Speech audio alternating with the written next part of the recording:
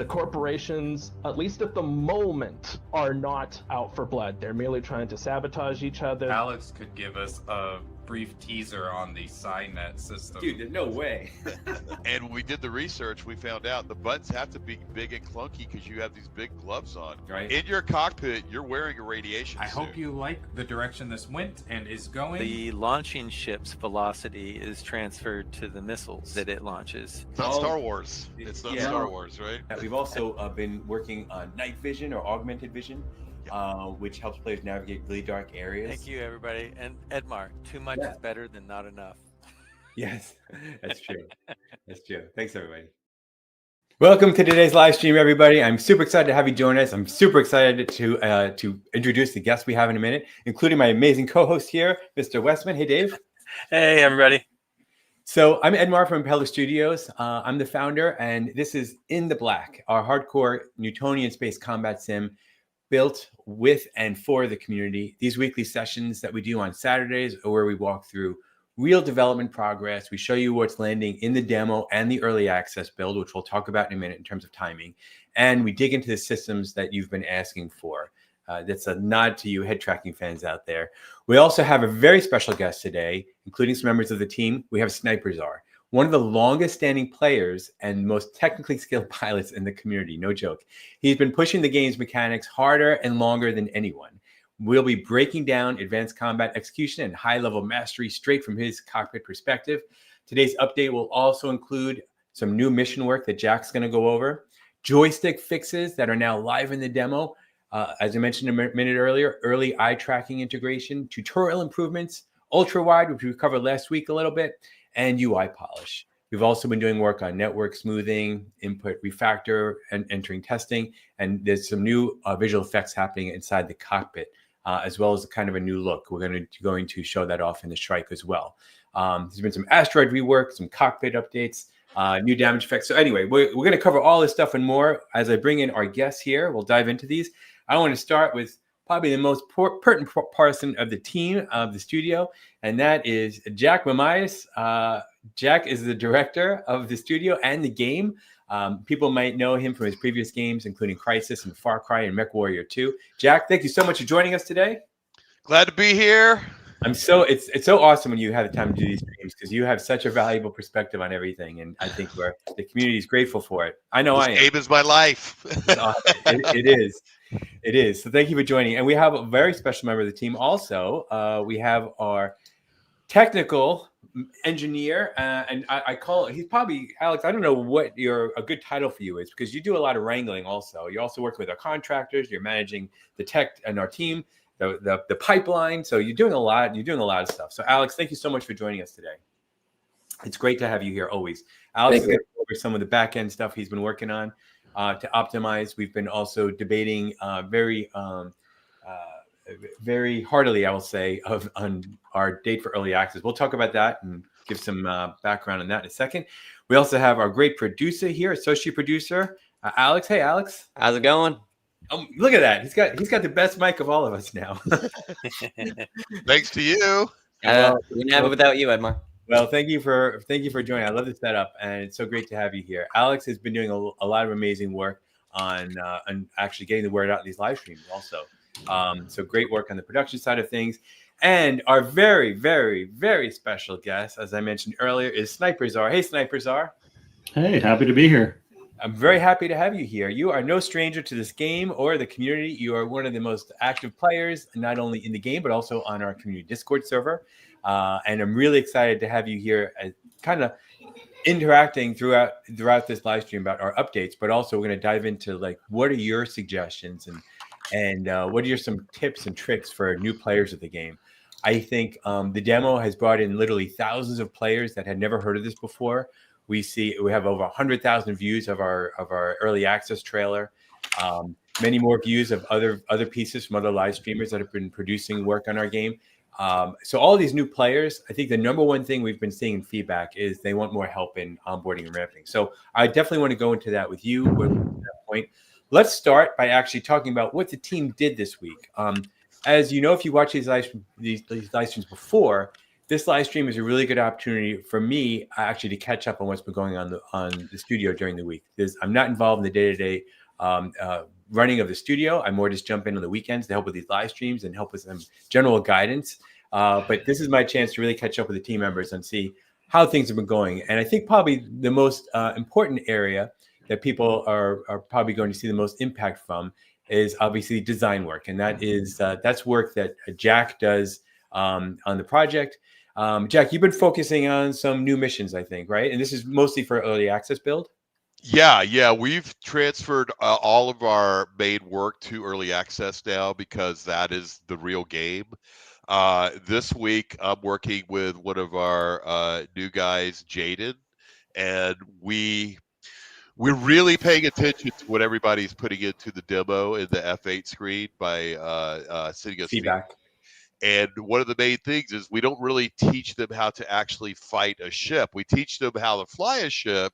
We teach them how the weapons work, but we don't really show them combat and explain that. So we added a section on our combat training that actually explains how the Seawiz work, so exactly the effectiveness of the weapons, things like that, and how to avoid being instantly destroyed.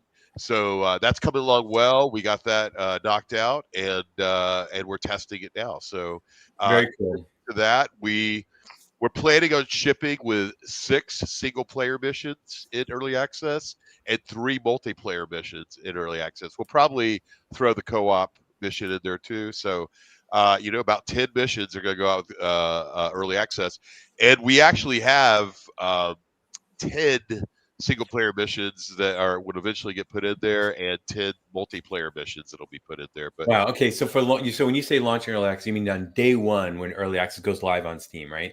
Yeah, day 1 when it goes on Steam, there'll be 6 single-player contracts, and all these single-player contracts have 4 different difficulties depending on the money that you want to make, and we randomize them. So essentially, it's not 6.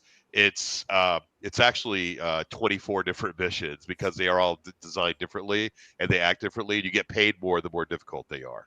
I see. Okay, that's great. That's a lot. And then when we launch, the idea is to have that base content and then update, obviously, through the period of early access. Absolutely. And you've been talking about a pretty aggressive cadence, I think, in putting updates. How often are you thinking right now the team can be updating content to early access? I don't want to promise anything because things could go wrong. Yeah. But we would like to get content out about every 2 weeks is what we're looking at. That's kind of what we've been doing more than that in the demo, right? There's been almost every week there's been an update in the demo with limited exceptions. Well, the demo, we listened to feedback, and number one feedback was the joystick stuff. People really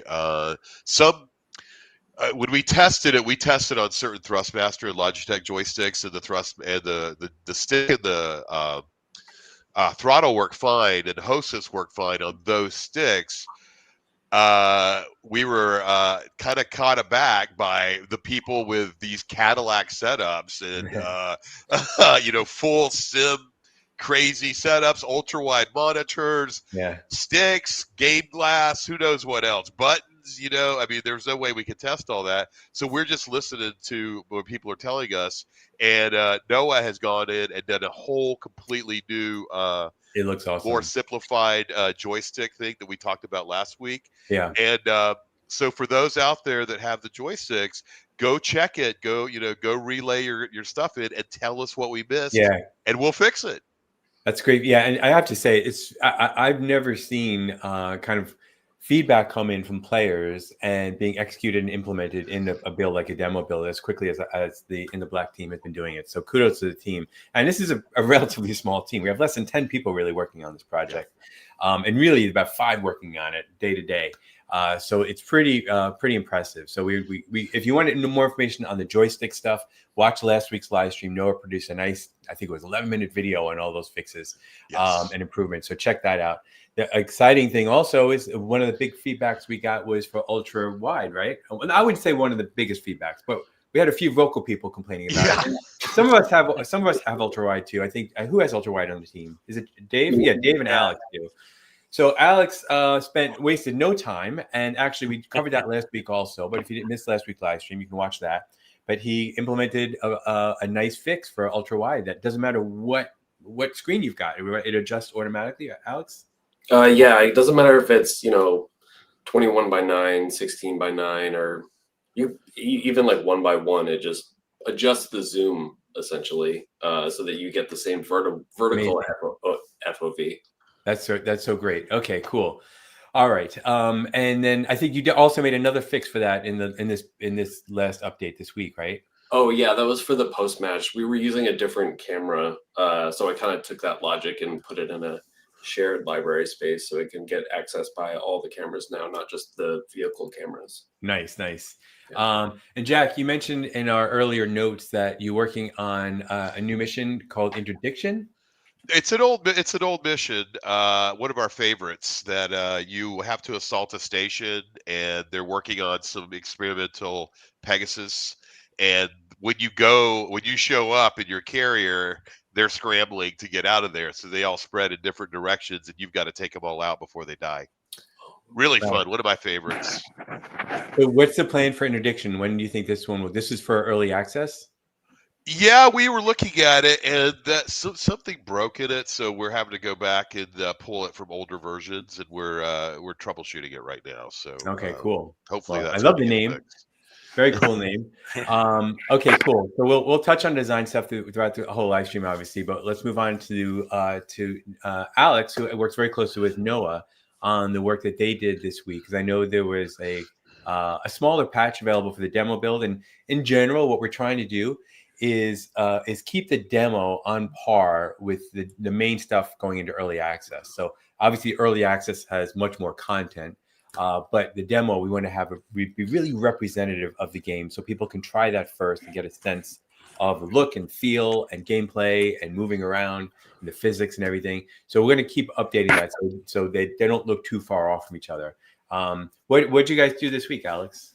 Yeah, so this week we finished up automating the release process. That was huge, and it also helps a lot with what you were just saying, Edmar, with keeping the demo up to par with the main game. So it really is now, to make a release, it's maybe like 5 button clicks. Wow, that's awesome. Aside from the polishing up the release notes, we still want to leave some of it manual. But what that means is that there will be a weekly or bi-weekly update to the main game once we hit early access, and then maybe once a month, right? It'll be super easy for us to just cut out demo build. So if there's any bug fixes or anything like that, they'll automatically get updated to the demo. Yeah, pretty sure we used to have to worship Baphomet to get that stuff out. So this is much better. It took a long time. Yeah, our old release process, like if we hit a hitch or even one thing went wrong, it could be one dev, their whole day was spent on it. So now it's like an hour, if that, and that's mostly just waiting for the build to finish and whatnot. So also big thanks to Mike Burke on our team, who probably will make it to one of these live streams one day. He does a lot of help with us on the build systems in the back end and optimizing our Steam process and everything. So he's always got great feedback. He's actually been giving good feedback with marketing too, which is great. I'd like to add one quick thing for Alex. I'm really happy to have Alex on there. He came from the simulation world, and he is really good with the back end stuff and stuff that we were, as game devs, we're a little sloppy on. But he just came in and really has streamlined the process, and he's really super talented with getting everything like knocked up and ready for us to go. So, just wanted to shout out on that one. Thank you. Yeah, no, it's been a ton of fun. I mean, I got into game dev because I love physics. I really wanted to create and have that feedback loop of iterating on a physical environment. And that's why I spend so much time in the simulation space. And it's great to bring that back to games. So, anytime there's like a challenging math problem or a physics problem in the code base, I'll usually poke whoever's working on it and be like, hey, can I work on that? Like, yeah, go for it. You'll probably get it done faster.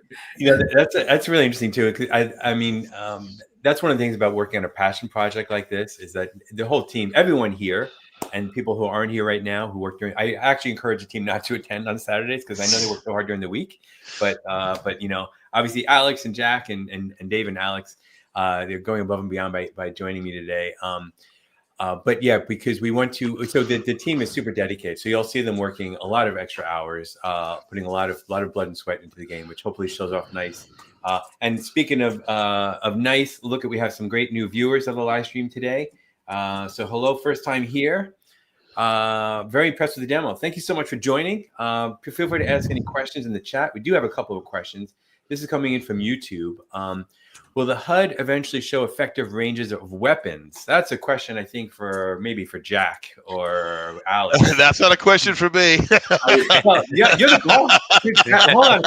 Hold on a second. I got to clear this up. I tell Jack this weekly, right? And sometimes he doesn't get it because he's not used to having a team that he can work with and really manage. So, Jack, you are the boss. So I do, but I leave some of this stuff to Noah, because Noah, he knows the game so well, and Remco. They're deep into it. Yeah. This is a request we had. I'm not even sure how we would do this. I guess you'd switch the weapons and it would show, but really it's deceptive to say effective ranges of weapons. It's all skill based. So for some people, an effective range of weapon may be half a click. To people like snipers it may be 4 clicks, right? So depending on how let you me use ask you it. this.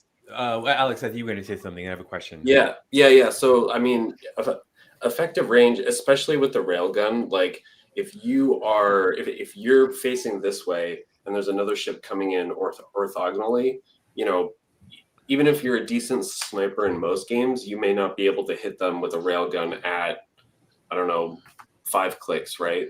Mm-hmm. But, if they're coming straight on, in drone sweep, I hit a drone from, I think it was 35 kilometers on a trackpad on my laptop. Jeez. Just because it was coming straight at me, right? So the velocity wasn't really changing. And not moving. Yeah. So effective range is unlimited, but we are going to put some ballpark metrics like that in the ship frame editor, so where you actually go to customize your ship. That makes a lot more sense, right? Yeah, and look. Otherwise, I think the HUD. We have to be very careful with the HUD, right? Because then it gets too cluttered, and that information is kind of like, people should generally know that stuff, right? A good pilot will know the effective ranges. That doesn't need to be. We don't need to have an instruction manual in the HUD of how everything works. So I think, but that's a good question. We definitely have gotten a lot of feedback on this specific. Hey, when do I use which weapon? And not. So I think we have to do a better job about training people about which weapon is best for each situation. Snipers we can talk about. Actually, let's talk about right now. Yeah. Snipers How do you feel about this question in general? Yeah, no, great question. And I'm coming at this from a bit of a background with MechWarrior Online as another simulation game. Yeah. Jack's over here. Jack, I didn't work on that one, but you didn't work on that one. But they took everything we did and made it better. I also played unbelievable amounts of Crisis 1 multiplayer, but that's another live stream. Yep. That's for another discussion. That's awesome though. But one thing I will say in MechWarrior, and I believe in MechWarrior 5 and the Clans expansion as well, they have color coding on their weapons.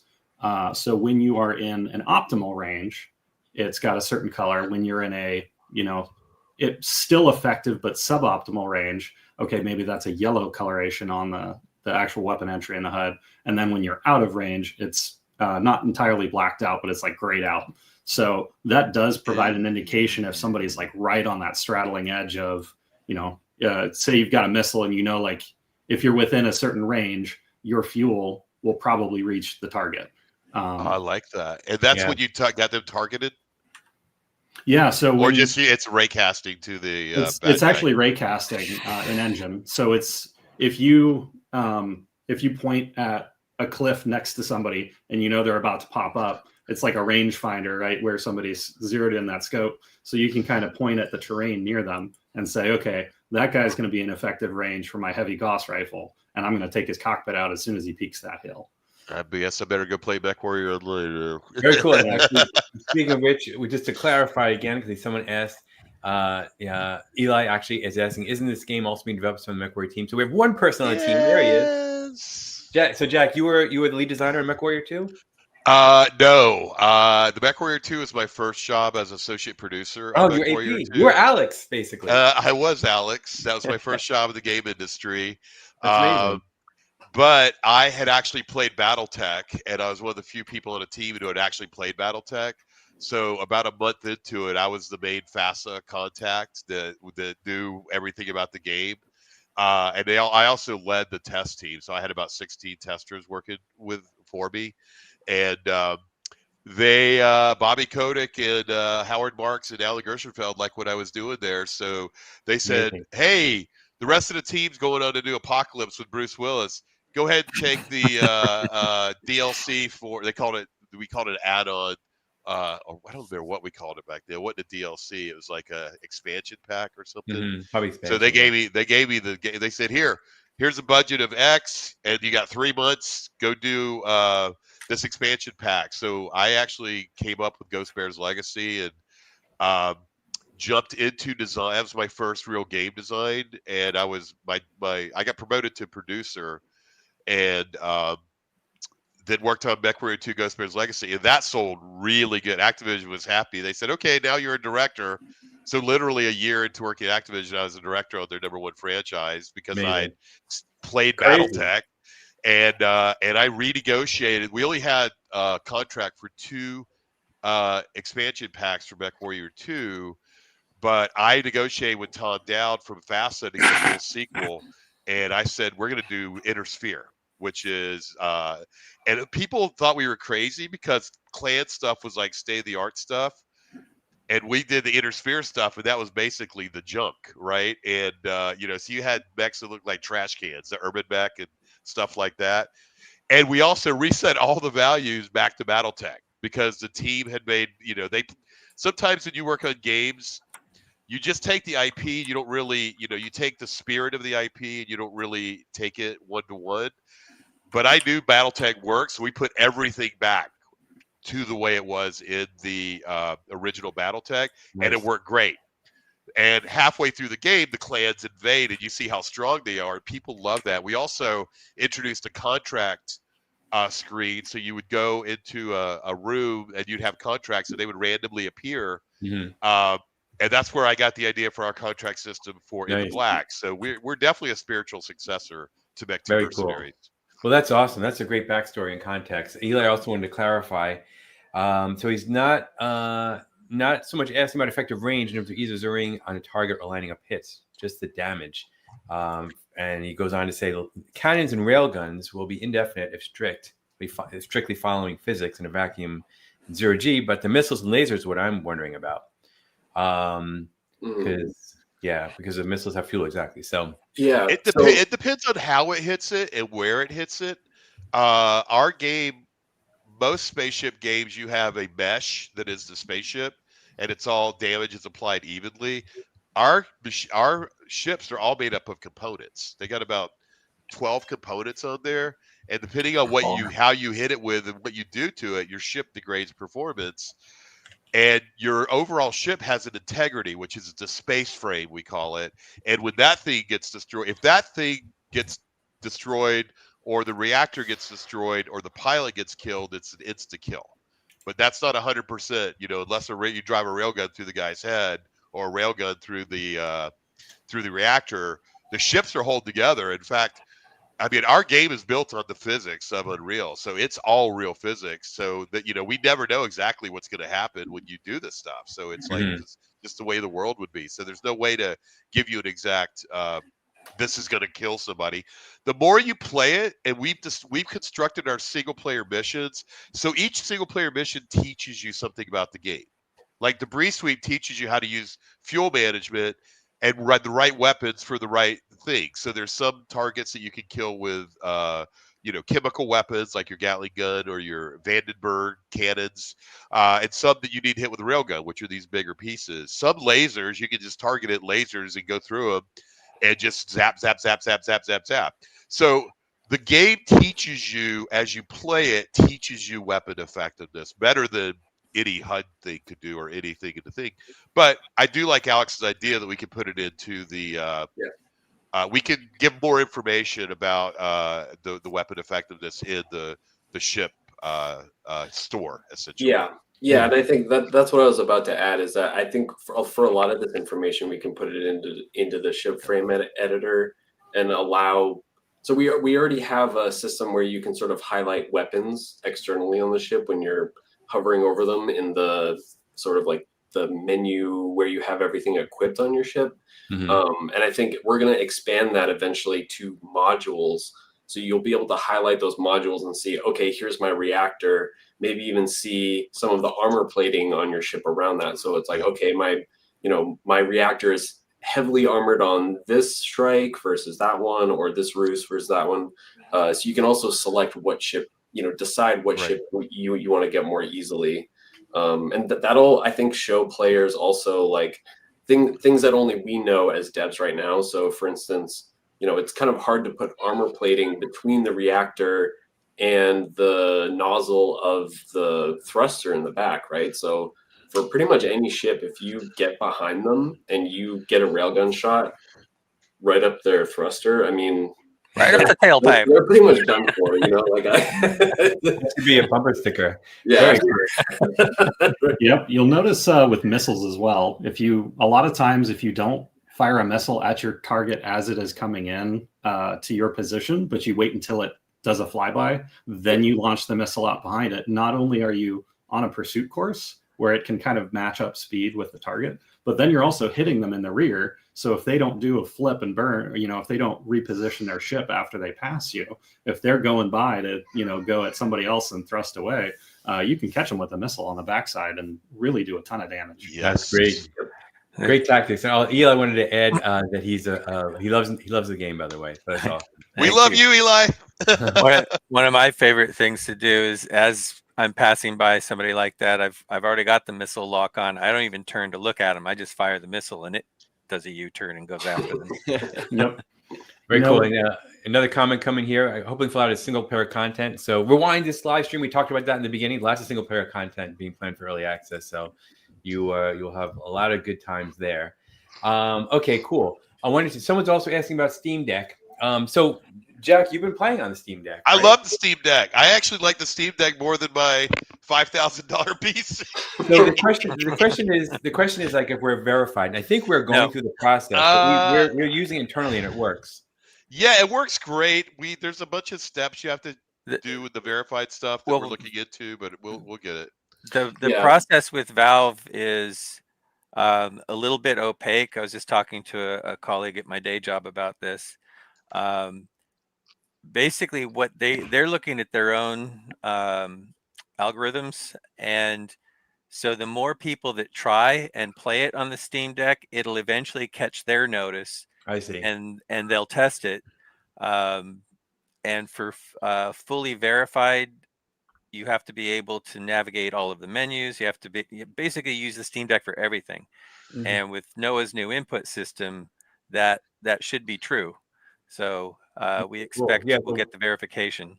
So keep playing on Steam Deck. If you got a Steam Deck, we're enjoying it here. On Steam Deck. Yeah, so enjoy it. I know Jack did a lot of good work on the layout for the buttons and everything. So, all right, cool. So let me see, Alex, was there anything else you wanted to go over about work this week or what you're doing next week? A lot of it has just been back-end stuff, like you mentioned before, the network smoothing. Noah's working on the input system. That's almost he is so close to done. Nice. We just have one minor bug in the shipping version of his new plugin, input system plugin. Also, just want to note that what he's doing there is very, very ambitious. Being able to have a game support two identical input devices and be able to distinguish between them is not easy. Be able to retain their state. Most games don't even go for that, and that's why a lot of people use like the Thrustmaster. Is it Target? Is that the program? Enjoy. Yeah, and then there's also you mean the mappable one? Yeah. So normally this is something that's solved by like a third-party solution, but we're actually diving in and integrating it fully so that you guys can all share controller input profiles with each other. So you don't have to go through every single button and map everything to, whatever. You can just download one off a forum, or it just comes as like JSON, and you can edit the JSON directly as well if you want to. There'll be a button where you can open up the folder that all of your profiles are stored in, and you can even merge profiles as well, so that you're not, let's say you have one profile you find online from one setup, but maybe you have an alternate setup, you'll be able to download another configuration from someone else who has that other setup hardware and merge, A and B into AB on your own system. And what's going on with eye tracking too? We got that being worked on as well. Yeah, eye tracking. So Max is working on that right now. We are almost at the testing phase. I also need to get hardware for that possibly to test. But yeah, we're still looking at, we have to do some stuff in the back end to get that fully functioning, just to make sure that people can look around with the camera and still pitch and yaw their ship at the same time. So right now it's both tied to one axis, so we have to separate that out, but that shouldn't be too difficult. So okay, cool. Yeah. Again, this is literally a matter of weeks. When we saw people asking for it, we're about to implement. So that's really, really good work from the team and from our partner in crime, Max from Headcrash, who actually worked on these on head tracking when he was working with Epic Games. So we got one of the goats working on it for us. So it's amazing. All right, cool. And Remco's not here, obviously. I want to say hi to him. He manages a lot of our art in the game, technical artist perspective, and he works closely with Ryed, who former student of Jack's, who does our visual effects. They wanted me to share, Remco specifically, that he started reworking the asteroids to support rotational movement and improve loading times. Obviously, asteroids are a big part of some of the maps in the games, so this is super important. He's reducing the spawning in time of the voxels by replacing them with baked static meshes generated by the voxel system. So that'll probably only really sound familiar to people who are experienced with technical art, but all that to say that it's going to be nicer loading and playing inside the game.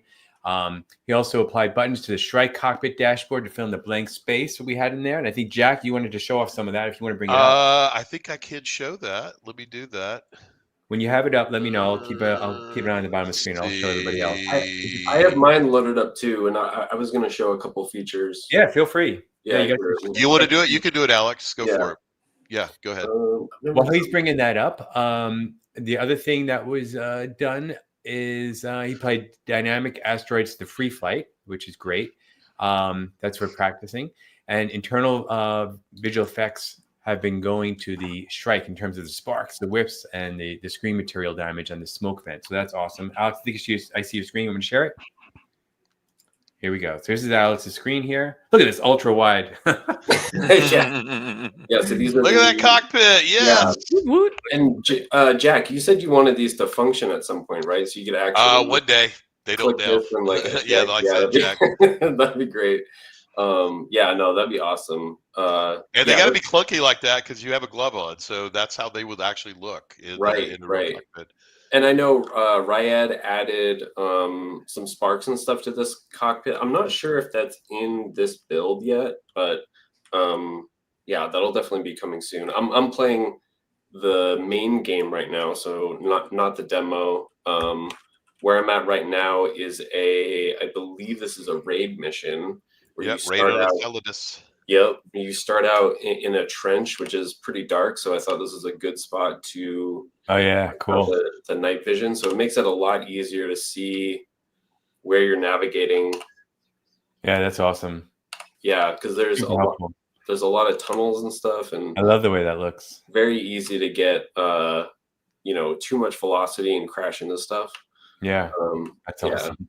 And then I don't know if we covered this previously, but there's a new prograde and retrograde iconology. So that green, let me see if I can. Yeah, this green little indicator here just basically says you're pointing in the direction that you're moving.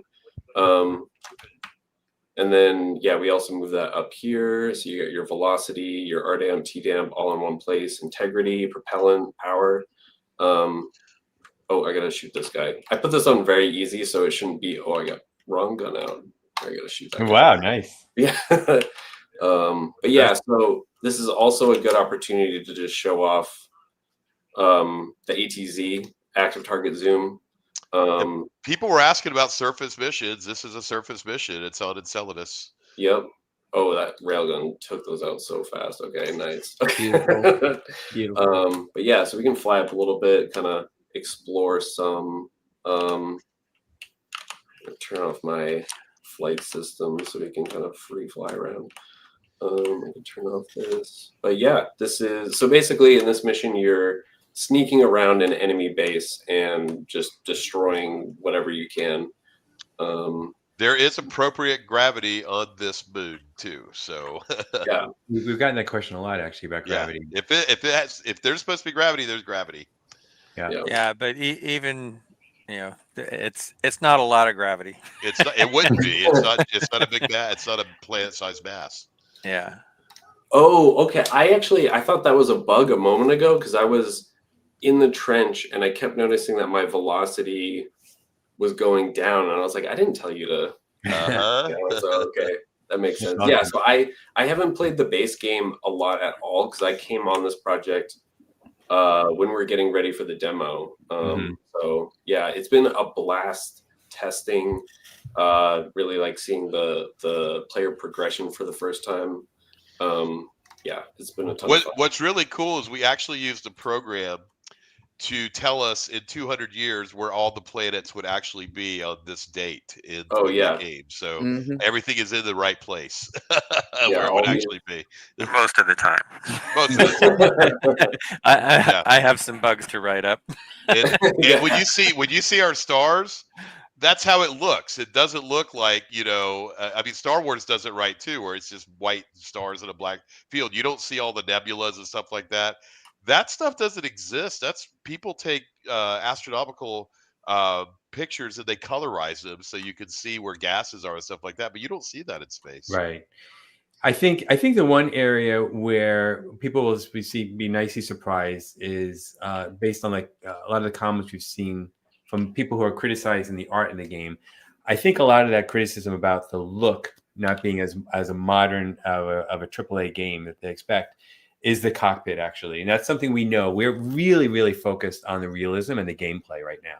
That is the chief for us, as you can tell by this discussion. We will go back to the cockpit, actually, and make this cockpit look freaking amazing. There's a lot of ideas for how to actually add content packs for the cockpits. People want to change the materials and things like that. Yep. So we know that this does not look really next gen.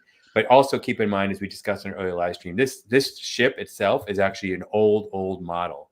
This is the background of the ship, for context, is not it's supposed to be a new ship, but it should look a little better than this.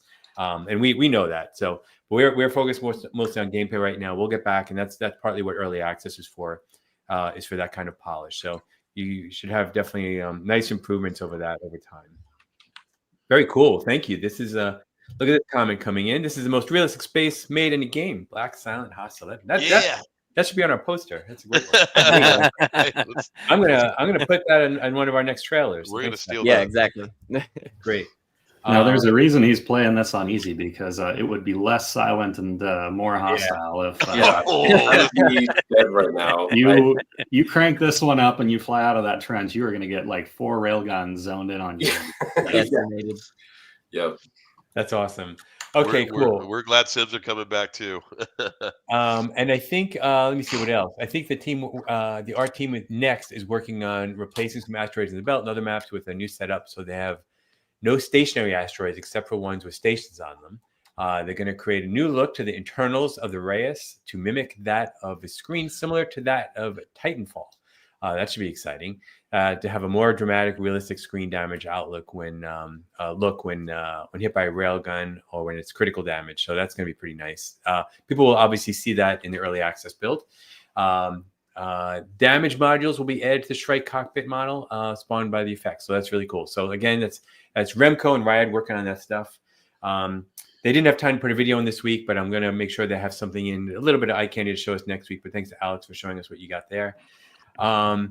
Okay, and let me see. I wanted to also spend some time. I always think these live streams are going to be a half hour, but we start talking about stuff and then we go into an hour. But Snipers I'm so glad you're here with us today. I know you wanted to share your screen also. So I wanted to talk to you specifically about, you've been one of the longest players in the game. what attracted to you to the game first, and what were your kind of first kind of hopes and dreams, and how have things been shaping up for you, and what kind of suggestions you got, all that kind of stuff. Let's start with what attracted you to the game in the beginning. Yeah, so I actually remember, I think it was the original Kickstarter when the game was still, Starfighter. Yeah. So it had been something that, was on my radar. Unfortunately, it didn't make the cut the first time around, but I kind of so close. It was so close. Oh yeah, it was a heartbreaker. So Heartbreaker, absolutely. But you guys rallied, and I think the game is better for it. The number of years that you put in development. But as far as what got me into the game, the technical answer to that is I was on a live stream about 5 years ago now, and they were doing a raffle for a key. So I didn't have my Kickstarter creds at the time, so I wasn't in on all the builds, but I was able to get a key. So you've been playing for free? I'm a free rider.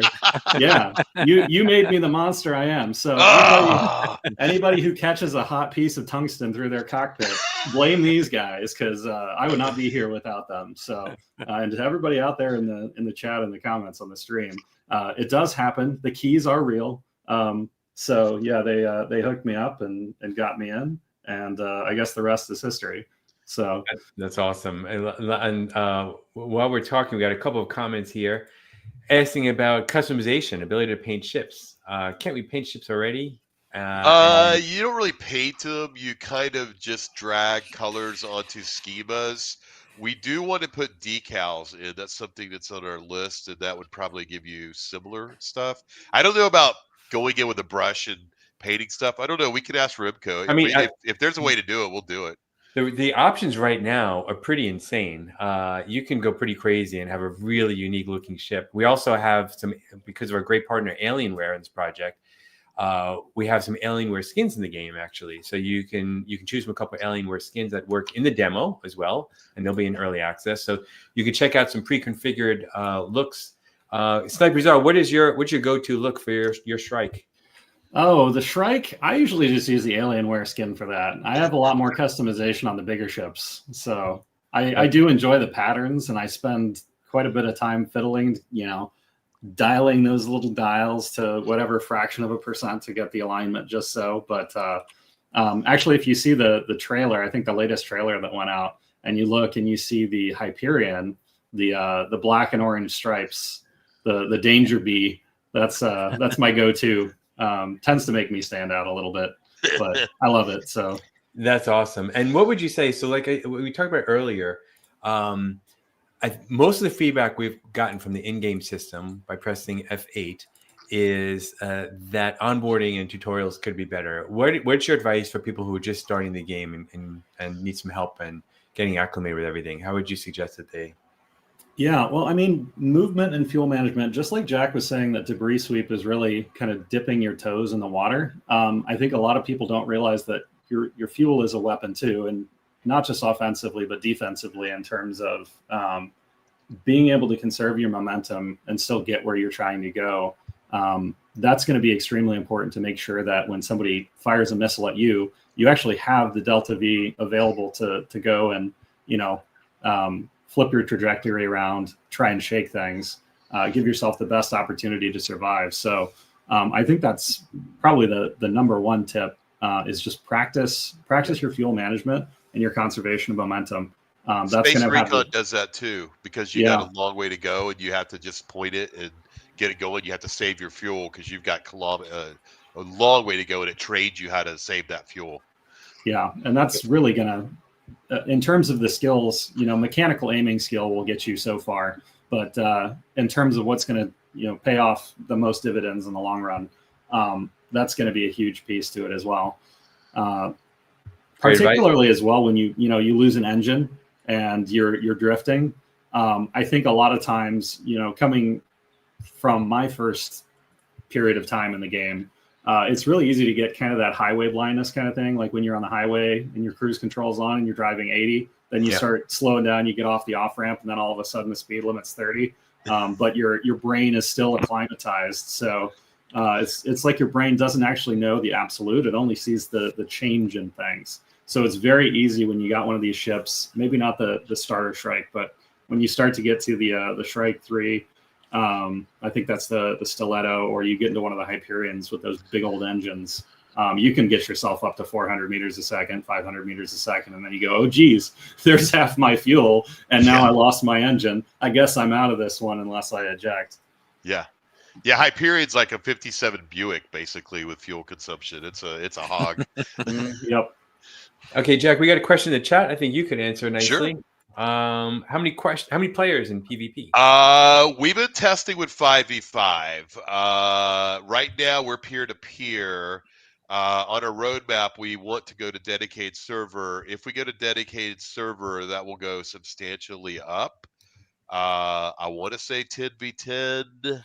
I'm not going to promise it. I just want to say it. Well, we've had 6v6. Yeah, 6v6. It works pretty good. Some of the missions support it, some of them don't. But yeah, we the more the merrier. We say we definitely want the games. They are radically different when you play against humans than when you play against AI. I mean, it's especially when you're playing against snipers are.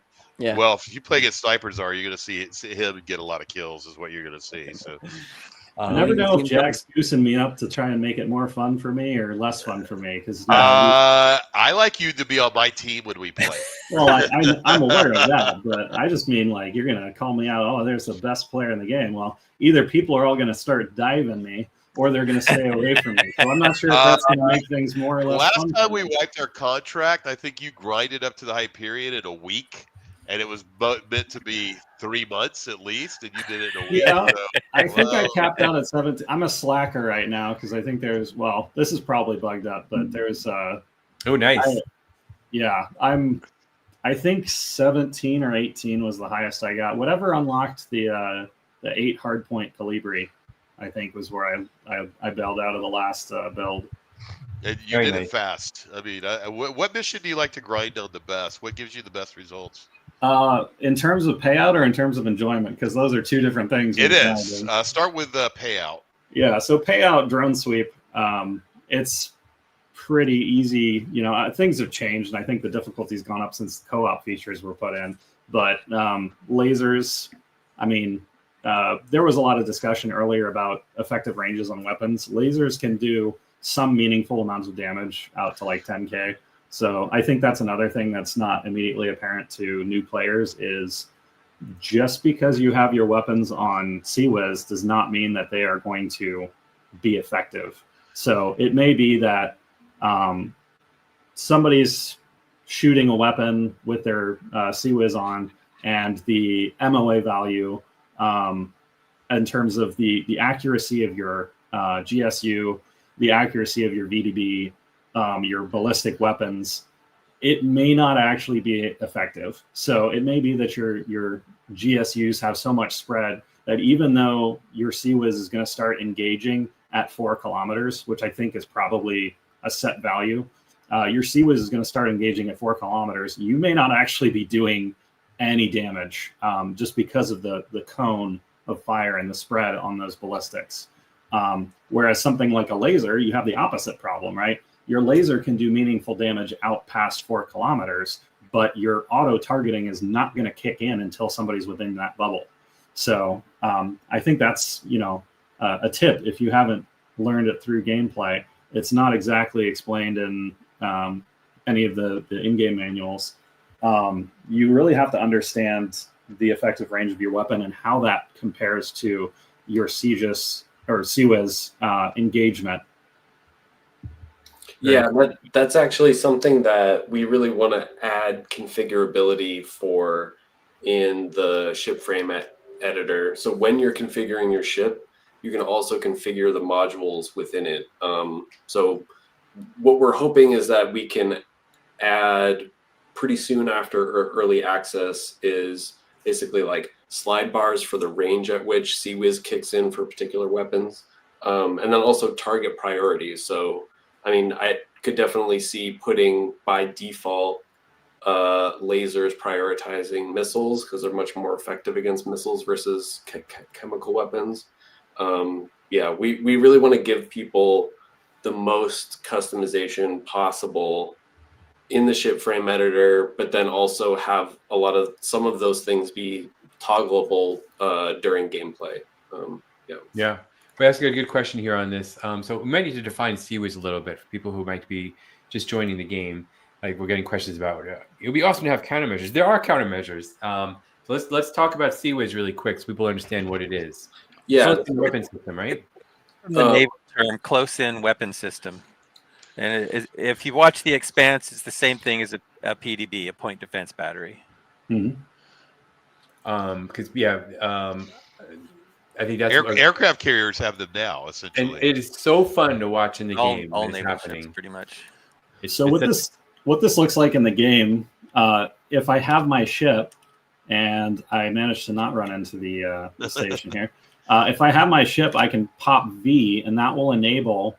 It says Group 1 Seawiz activated, and they're automatically going to engage at whatever target is within that range. Now, that's also affected by where my weapons are on my ship. So if I deflect away from my target, you can see only one of these is engaging. If I'm pointed dead on with a radius like this, I'm going to get 2 weapons engaging. And that all just depends on, what your weapon groupings are as well, what weapon types you have. The default configuration on the radius is going to have lasers as well that I can flip on. And now you can see that I'm pointing directly at my target, then all 4 weapons are engaging. If I were to move outside of that 4 kilometers, I believe these would all stop engaging. Now, what's interesting is in our game, lasers are not like Star Wars where they do kinetic damage. They do thermal damage. So essentially, they're vaporizing components and they're vaporizing the space frame, which I think we're probably one of the only ones who does that. It's very cool. Very cool. I love seeing it in action. That's a good tutorial too. We got to clip that and give that as a helper. Nathan, big thanks to Nathan and our team for producing some great videos and trainings, tutorials, including that opening scissor reel I played earlier for the live stream. So thank you for the awesome video editing and work there. I think Alex, you've been working closely with Nathan on all these videos, right? Oh yeah, absolutely. I think it's Getting so ready helpful. for tutorials and stuff like that. What are you guys doing next? Let's see. I believe that we're trying to get a weapons video to drop. We were discussing earlier about like effective ranges and going through with the thermal and kinetic damage. So we want to get that video out there as soon as possible. That's our top priority. Yeah, that's another good point to bring up. So one of the nice big updates was having a lot of the tutorials and news available from within the game itself. There's a little section now in the settings, right? Yep. Yep. And I think that's super helpful. So people don't have to leave the game to see all that stuff. So big thanks to Remco for working on that. Okay, cool. So I think, all right. So what are we looking at now? So you look at the race. So people who might not know the race, people who are just playing the demo. What do you want to tell them about this ship? Yeah, so the Reyes is a bit of a tank. It's a workhorse.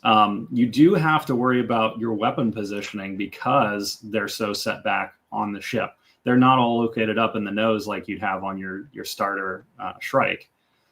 So what that means is, you've got to maintain your angle on the target in order to get full effectiveness out of all the weapons. But it's got a lot of armor. These things are surprisingly durable. If you know what you're doing with the railgun, you can definitely pop the reactor out from one. But if you go in with your standard ballistics, your GSUs, your VDBs, and you try and get in a knife fight with a Reyes, you are not going to end up with a satisfactory outcome. They will just tank all the damage and laugh at you for quite a while. Interesting side note, the VDBs stand for Vandenbergs. They're named after Remco, our tech artist. Of course. There are definitely a few Easter eggs in the game. Maybe we should talk about those one day, but there's a couple. I think my daughter's birthday is in one of the areas of the game. Very cool. And I think, okay, so just circle back to the PvP, a follow-up comment. 4v4 is clearly good for the game, but we hope to put 5v5 out of the box with peer-to-peer. Now, regarding dedicated servers, I come from a multiplayer gaming background. Jack does. Westman does.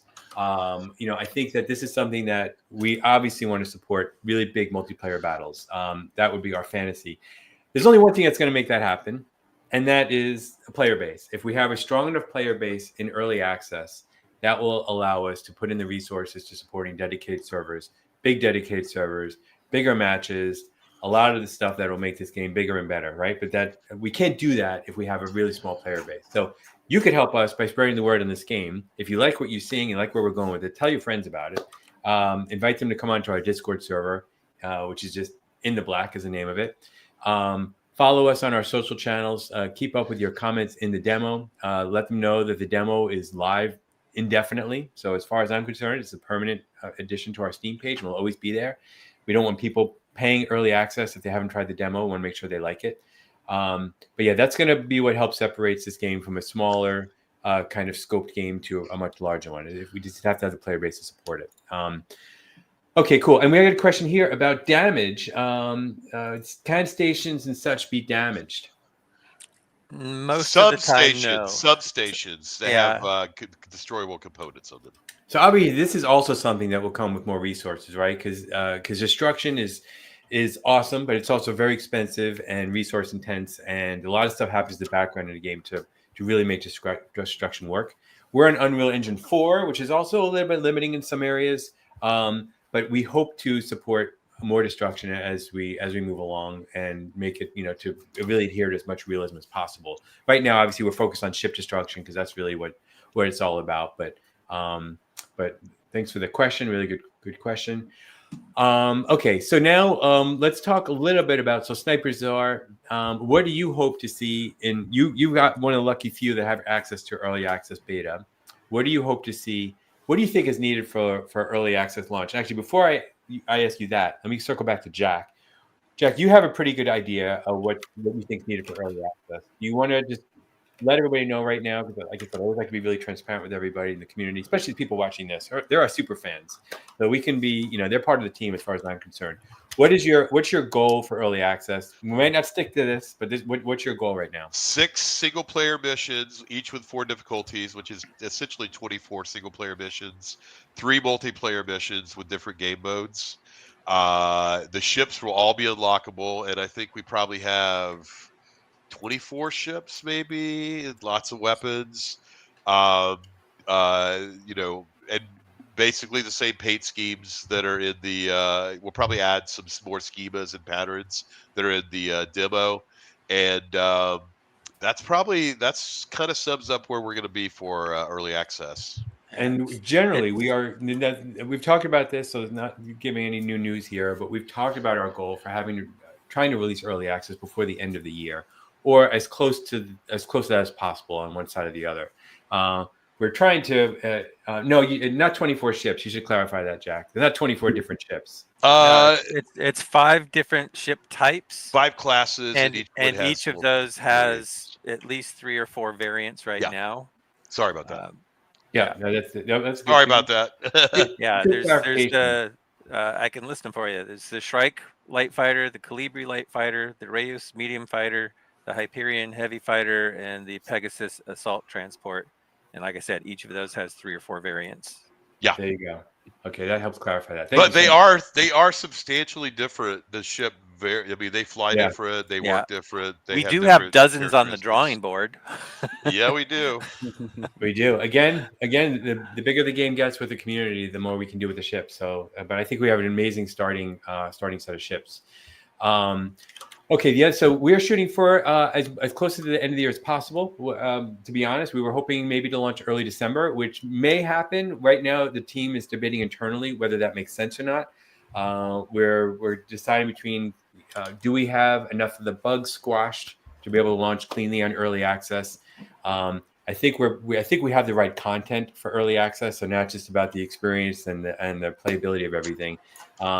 Alex, I think your position with probably a couple of members' team is maybe to hold off a little bit so we can squash more of those bugs. So that's something we're debating on now, but that's pretty accurate, right? Yeah, I think so. We're still trying to decide. It's a really tough call. Like, we don't want to release prematurely where, for most players the game doesn't quite make sense. Yeah, I like, and there's certain things where like I would love to have all of the new ship frame editor features in there so you guys can get all of the info that you've been asking for. But also it's a lot of work. It's not just a technical task. It's also like UI and design. So there's a lot of moving pieces. There are a lot of moving pieces, and I think that there's we also have to figure out like what can be done during early access and what's needed for like at early access, right? And that was one of the reasons for putting this demo out there and still committing time to it week to week to make sure that we have the experience out there. Worst case scenario, if we launch after the new year, the demo will still be up for people. We'll still be adding some content to this and polish it, and it'll just it'll make the early access launch stronger because we'll get more feedback. But here, from my point of view, and this is something like I'm not the main decision maker here. We discuss this as a team. We'll come to decision together. But from my point of view, and I've said this before, you only have one shot at an introduction. That's it. So for new players that are coming into the game, they're gonna try the demo early, and that's the first impression. The people who don't like it, that's it. They're gonna walk away. They won't play anymore, right? The people who like it, they're gonna be like, okay, awesome. So we got to make sure that first impression is solid. So that is the main concern. For what it's worth, I think Jack feels pretty strongly that the game right now in the early access is in a pretty solid state. If we can get it back to where it was, we're finding some problems when we did the demo. We changed some fundamental things, and it seems to be screwing up some of the various things. So we've got to test it. We've got to try it. We're trying our best. It's hard to promise it because we were looking at a ship date in 2 weeks. Probably going to be tough to make that the way it's looking. But it's definitely our we're trying as hard as we can to get it as quick as possible. I think that's the main thing. And we'll keep the community updated on these live streams on our Discord server, of course. Again, if you're a fan of the game, join our Discord server so you can come engage with the other players, including Snipers are and some developers from the team. That'd be awesome. Dave, what are you throwing me in this? What are you sending me here? What are these links? Some other corporate skins that we made. Oh, okay. We made one for NVIDIA. We made one for Epic for Unreal Engine. We made one for Logitech. All right, Dave. So I'm letting you guys know that Dave is in the background sending me some links, and I just want to make sure they're appropriate for sharing. But yeah, it looks like they are. So let me see if I can bring them up. Snipers are. What are you showing us right now? Yeah, so I am showing a poor aim, and I am definitely out of practice. There are a couple things I can touch on, though, in terms of please. One tip I think I've shared a couple times in the Discord that a lot of folks have trouble with is being able to lead your target within the box. So I think a lot of people, particularly with the railgun, they think, I can shoot my railgun. It's impossibly fast projectile. It's going to hit my target. All I've got to do is hold it in the box. Well, I think Alex mentioned earlier, it really depends on the distance to target and the profile on your target. So think about like a submarine in World War II taking a shot. There were times that in the war in the Pacific that they would try to hold off on their first shot so that they could get a side profile. So, you don't want to be sitting trying to nail a Shrike dead on when your better option might be to wait until you have a nice, side profile where they're not completely knife's edge pointed directly at you. Another thing you'll notice here, particularly on, the missions where you start out at a pretty good velocity, it's not just a matter of spawning in and picking where you want to go. You already have a few hundred meters a second of velocity.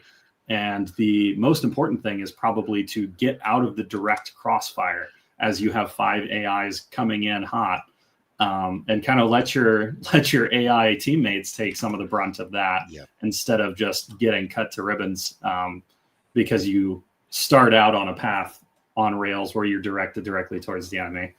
So that's an issue that I see even seasoned players make on like open space. They spawn in. It's going back to kind of that highway idea earlier. You're at a certain speed, and unless you put yourself at that speed recently, you may lose track of exactly how fast you're going. And you definitely want to stay under 300 meters per second. That's like the optimal speed. Some people just pour it on. You could go above 1,000 meters a second, but you're a bullet and you expended all your fuel getting there, and now you're not going to be able to stop. So you're not going to be able to go anywhere else. So you're going to be like me sitting out here to, 20 kilometers from all your targets, trying to catch back up. But hey, at least I'm alive, so I can watch all my AIs get chewed through. This is great guidance, though. I think it's super helpful. And these are some of the kind of strategies that we want to make available to people inside the game when they're starting out. This is the part of the work that Alex and Nathan are working on for those tutorial videos. So super helpful. I've got another trick I don't think I've shown anyone. Yeah, please. These are golden. So people who play the game for a while probably know that if you double tap space, you'll go into a full braking maneuver. It'll realign you to put your main thrust on. Well, actually, one thing that I've noticed, and we're going to see if it's been patched out in the build or not, but if you actually flutter your dampening, you can kind of get the ship in a state where it's not quite stable, and then it'll use a lot more of your side thrusters as well, so your RCS. So just being on your main thrust axis may not be the quickest way to decelerate. So you can double tap to get yourself in a position where you're decelerating, but then you can kind of play a little bit to try and get on this weird, like I've got a little bit of rotation going on here. So that actually accumulates some delta V in from your RCS as well. I don't know if it's a quirk of the engine or just the physics model itself, but yeah, just using your main engine for decelerating is not as effective as being able to add in your RCS as well. Yeah, so I think part of that is we're not taking into account whether or not the player has RDamp and TDamp on for the flip and burn. That's definitely something that we want to polish up more in the future. A lot of the ships have different ways that they're controlled, like different control profiles. So it's tough to make a one-size-fits-all algorithm for all of the ships, but I think it shouldn't be too. I have some ideas in the back of my head on how to solve that, but just haven't put it on the task list yet. I guess. But also I wanted to ask Sniperzar, when you're sniping, do you ever turn off RDamp? I don't typically. Often I will, but the other thing is I'm filthy mouse and keyboard player. I actually have a sim pit, but I don't actually have any sticks mounted up on it. So I know that's going to make some people in the audience probably cringe, but yeah, I do tend to do a lot of maneuvering with my TDamp and RDamp off. Yeah. I always turn my TDamp off. I leave my RDamp on. Well, this is the kind of situation where you want to turn your TDamp off so you can kind of just let these guys zoom by while you wait for those missiles to come in and get shot down. But the one thing that I will say as well, I think I've mentioned a couple times on the Discord about leading within the box. So another thing that a lot of people don't think about is you're solving in three-dimensional space. So your railgun moves extremely fast, but you're actually solving for your distance to target. But what if I told you that there were ways that you could solve in a two-dimensional space? So instead of solving for, hey, he's moving on my X, Y, and Z, I can actually align myself to try and line him up with my crosshairs where I know that I'm solving for two. So now instead of solving for X, Y, and Z, I'm really just solving for two. And that actually helps a lot when you're trying to get some long shots here, where instead of, lining yourself up in such a way that you're trying to track up, down, left, right, all at the same time, you can align to a simpler solution. And that's just, a little bit of rotation will do that. And now I'm solving for my distance to target, which the computer will give me the helpful icon. And then I'm solving for one axis, my X or Y, instead of X and Y. I gotta go, guys. Bye. Bye, Jack. Thanks, Jack. Nope, I could tell I'm too far away because I'm breaking my my visuals here. Yeah, that was another background bug that I've been trying to fix. We definitely have a fix for that coming after early access for single player missions. For multiplayer, it's going to be a little bit more tough. I'm not sure if we're going to be able to do it just from limitations of Unreal 4, unfortunately. But I think we may just have to reconfigure some of our levels and, reset the origin essentially back to a more suitable spot, and maybe limit some of the bounds of the multiplayer missions, but it'll still feel great, like you've got a good play space. Yep, I would agree. And really, that's what I want to see from the game. Again, I have a lot of experience playing a lot of MechWarrior Online. So I remember when that game first launched, like 14 years ago now, back in like 2012. So one thing that I remember, there was a lot of effort around their mech lab, which, I see some of the same steps as far as the polish putting on the ship frame editor. And then the only other thing is netcode. So going back to the new player experience, I think if you have somebody who tries it out, they're going to want to make sure that everybody's on a fair playing field, right? You don't have the situation where one person with a really good internet connection is landing all the shots. So I think if we can nail those two things, that the game has a really excellent future. That's awesome. Yeah, that's the networking has been a top priority. And actually, I think Monday, I'm going to start testing the solution that we have for that. Nice. And evaluate whether or not we need to also do modifications or corrections for projectiles. But I think we should be in good shape with just vehicles. But again, yeah, we'll investigate and let you guys know. Very cool. We got a question here about languages for early access. So, generally it's pretty standard to make sure you support EFIGs, which is English, French, Italian, German, and Spanish.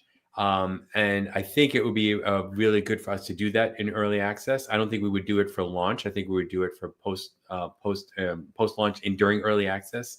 We want to see also where some players are coming from. I know I've seen a lot of players from Russia actually, and some other regions in Europe. Steam has been giving us some good stats there. So anyway, so let us know again. Use that in-game feedback system. Let us know what language you'd really see support for. We'll be happy to give it. Snipers you have to go, so feel free. Thank you so much for joining us. Yeah, thanks to all of the In the Black team, and I look forward to seeing the fun things that you have in store as we push into early access. I really appreciate your feedback and showing everybody your great tips and tricks. So yep, anytime. Okay, take care. Thanks, man. Bye. I have to go too. See you guys. Okay, thanks, Alex. Bye. Bye. We're going to wrap this up in a few minutes. I want to show off a couple of videos that Dave Westman had shared on the side. We talked about earlier regarding our skins. Let's take a look. I think you sent me a few of them. I think here's one actually for Epic Games. Let me see. I don't know if there's audio. I don't think so. Let me see what this sounds like. Yeah, okay. So this is the Unreal Engine skin. Look at that. That's pretty cool looking, actually. So sleek. That is very sleek. We've also got NVIDIA. Look at that great company. I know those guys. That is super cool also.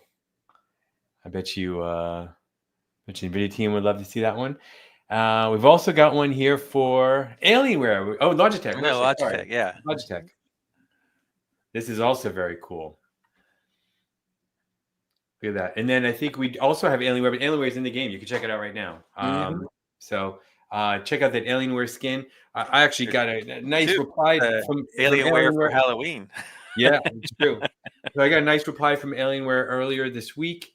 They're super excited to help promoting In the Black. They said the game looks great. They wanted to verify we support Ultrawide, and we do. So they're very excited about that. So anyway, so I'll keep you guys updated. It looks like we'll be part of some of the Alienware promos coming up for early access and probably for the demo. All right, I think we're going to wrap things up. Let me see if we have any. Here's one of the developers on the team, Miss Manners. Thank you so much for tuning in. You're welcome to come on anytime you want to come on and show your work, of course. I think that'd be great. Yeah, there you go. Cyan Logitech is so cool. So yeah, I think these skins are something that not only for the exterior of the ship, but for the interior, like I mentioned earlier, the cockpit. I think it's going to be so cool for people to have something that really shows their personality in their ship. I'm very excited about that. We also talked about different sound packs and visual effects you could do, because the sound obviously is emulated by your decision support system, or DSS. So you can obviously customize that. What the ship is providing for feedback, so situational awareness. That visual effects, same thing. Visual effects right now are pretty much added to the cockpit, so we can make sure those are customized. You want to have a certain look and feel to your lasers and other things that should definitely be within the realm of possibility and very plausible. So anyway, I think that's it for this week. I want to really thank our guests for coming on, especially Snipers are. It's been really cool to kind of talk to a veteran player of the game. We went over a lot today, had some very special guests, including the two who lasted the longest, Alex and Dave Westman here. Do you guys have any parting words you want to say? Alex, you've been a little quiet. So what are you working on right now in the game? What's your focus? My focus is just on playtesting, making sure that we find those bugs and squash them. You know, that's going to be one of the big things going in for December. That is so helpful. That is really important. Alex is definitely one of the truth. Look at it. Look at him. Joystick buddies. Yeah. That's awesome. Very helpful. And and when you have a small team like this, that work that Alex puts in on playtesting, I can't tell you how helpful it is to the developers, because nothing is ever as easy as it seems from a player perspective when we try to add something or fix something. So getting that quick playtest feedback really helps us nail down that update quickly. Hope everyone has enjoyed this week's update for not only in the live stream, but also in the demo. Let us know how you feel. Again, I can't say it enough. Please use that in-game feedback system. Putting feedback on videos or on the Discord server, it's nice, but it's not nearly as helpful as putting it in-game, because we have a system that the devs can prioritize, assign right from that. So try to get in the habit of using that in-game feedback system. And any if you parting have a words? Steam Deck, play it on the Steam Deck. Play it Steam Deck. Yes, that's good advice also. Okay, parting words. Dave Westman, what do you want to say to everybody? Hadn't thought through on that one. See you in the black. There you go. What I meant, I should have said, like, what would be your main takeaway from today's live stream that you want people to kind of remember? Whether it's advice from Snipers or Snipers R's advice. It was awesome. I mean, it's all the stuff that you learn by playing the game a lot, and so he's played the game a lot, and so every one of those lessons and all that wisdom he shared with us today it's right on the mark. I agree. That was really cool. We're definitely going to make some of those into standalone clips we can share. Alex, what's your big takeaway from today you want people to remember? I mean, you got to play. You got to play it. Otherwise, if you don't, you'll never get as good as him. And as far as I know, he's made himself target 1. So get good, take down Snipers R, and become the king. You know. That's funny and true. Okay, awesome. And for my part, I want to thank everybody for joining us today. We're doing these every Saturday, same time. You can watch these replay at any time on our YouTube channel. Just go to the live section. Please tell your friends anything you think might enjoy this game. Download the demo.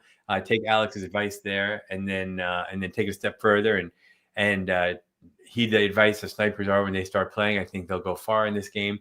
Let us know your feedback by using the in-game feedback system. And you never know, it might be one of the updates we include in the next patch. Thank you all, everybody. It's been a great pleasure being with you today. I hope you have a great rest of the weekend. We'll see you next week.